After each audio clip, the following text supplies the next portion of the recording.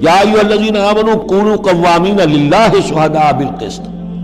اب وہ آیت نمبر 135 میں نے نوٹ کرائی تھی سورہ نساء کی، اور یہ آیت نمبر 8 ہے سورہ مائدہ کی، ایک ہی مضمون، وہی نسبت زوجیت کو سمجھ لیجئے، صرف یہ کہ عکسی ترتیب ہے۔ وہاں تھا یا ایھا الذین آمنوا کونوا قوامین بالقسط شہداء للہ، یہاں ہے کونوا قوامین للہ شہداء بالقسط۔ ایک حقیقت تو میں نے اس وقت بیان کر دی تھی کہ گویا کہ معلوم ہوا کہ اللہ اور قسط مترادف ہے۔ اللہ کے لیے کھڑے ہو جاؤ، قسط کے لیے کھڑے ہو جاؤ، اللہ کے گواہ بن جاؤ، قسط کے گواہ بن جاؤ، تو گویا کہ اللہ اور قسط یہ مترادف ہے۔ دوسرا مفہوم جو کہ آج سامنے آ رہا ہے اس کو سمجھ لیجئے کہ کسی معاشرے میں عدل قائم کرنا، ایک تو یہ کہ عام انسان کی جو اس کی نفسیات ہے، اس کی فطرت ہے، اس کا تقاضا بھی یہ ہے کہ انسان چاہتا ہے کہ انصاف ہو۔ آج پوری نوع انسانی انصاف کی تلاش میں گھوم رہی ہے۔ بادشاہت سے نجات حاصل کی تھی، جمہوریت کی طرف آئے تھے کہ غلامی سے نجات ملے، انصاف ہونا چاہیے، انسان پر حاکم بن کر بیٹھ جائے، یہ تو کوئی حق نہیں ہے کسی کو۔ لیکن یہ کہ اس کا نتیجہ کیا ہوا کہ کیپٹلزم کی لعنت میں گرفتار ہو گئے، سرمایہ داروں کی جو ہے وہ ایک ڈکٹیٹریت اور آمریت قائم ہو گئی۔ اس سے نجات پانے کے لیے کمیونزم کے پاس گئے، وہ پھر ایک پارٹی ڈکٹیٹرشپ قائم ہو گئی، ایک سے ایک رست از یک بنتا افتاد در بندے دیگر، ایک قید سے نجات نہیں پائی کہ دوسری قید کے اندر پھر پھنس گئے۔ اب انسان کدھر جائے گا؟ لیکن یہ کہ فطرت کے اندر ہے کہ عدل اور انصاف انسان چاہتا ہے۔ ایک تو یہ ہے کہ اس فطرت کے تقاضے کو پورا کرتے ہوئے عدل کو قائم کرنے کے لیے انسان کھڑا ہو جائے، اور ایک اس سے اوپر کی منزل ہے کہ اصل العدل اللہ کی ذات ہے، اس کا دیا ہوا نظام جو ہے وہ ہے عادلانہ نظام، ہم اس کے وفادار ہیں، ہمارے ذمے ہے اس کے نظام کو قائم کرنا۔ تو کھڑے ہو جاؤ اللہ کے لیے، یا ایھا الذین آمنوا کونوا قوامین للہ شہداء بالقسط۔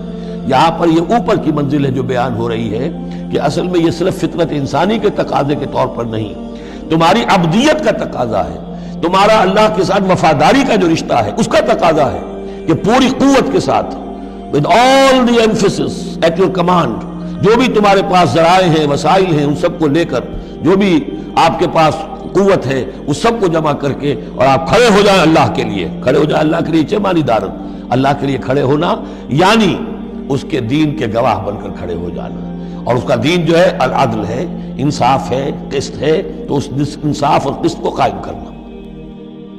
یا ایھا الذین آمنوا کونوا قوامین للہ شہداء بالقسط۔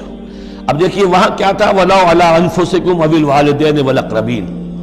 انصاف سے روکنے والی چیز ہوتی ہے کوئی محبت۔ اب میں اپنے خلاف کیسے فتویٰ دے دوں، اپنے والدین کے خلاف کیسے فیصلہ دے دوں، اپنے رشتہ داروں کے خلاف کیسے فیصلہ دے دوں؟ وہاں فرمایا اس کی کاٹ کر دی، وَلَوْ عَلَىٰ أَنفُسِكُمْ أَوِ الْوَالِدَيْنِ وَالْأَقْرَبِينَ۔ حق بات ہے، انصاف کی بات ہے، خواہ تمہارے خلاف جا رہی ہو، تمہارے والدین کے خلاف جا رہی ہو، تمہارے رشتہ داروں کے خلاف جا رہی ہو، حق کہنا ہے۔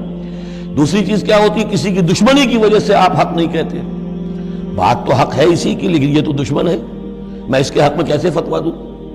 اس سے یہاں روک دیا گیا۔ تو یہ وہ ریسیپروکل نسبتیں ہیں قرآن مجید کی صورتوں کے اندر، ایک ہی مضمون ہے، اس کے اندر عکسی ترتیب اور ریسیپروکل ترتیب۔ وَلَا يَجْرِمَنَّكُمْ شَنَآنُ قَوْمٍ عَلَىٰ أَلَّا تَعْدِلُوا۔ دیکھو کسی قوم کی دشمنی تمہیں اس بات پر آمادہ نہ کر دے کہ تم عدل سے منحرف ہو جاؤ۔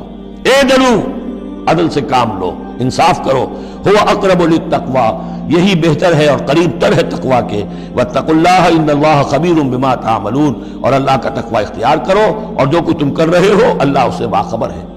اب اس میں ظاہر بات ہے بار بار میں نہیں کہہ سکتا، یہ جو بار بار آتا اللہ دیکھ رہا ہے، اللہ باخبر ہے، کیا مانی؟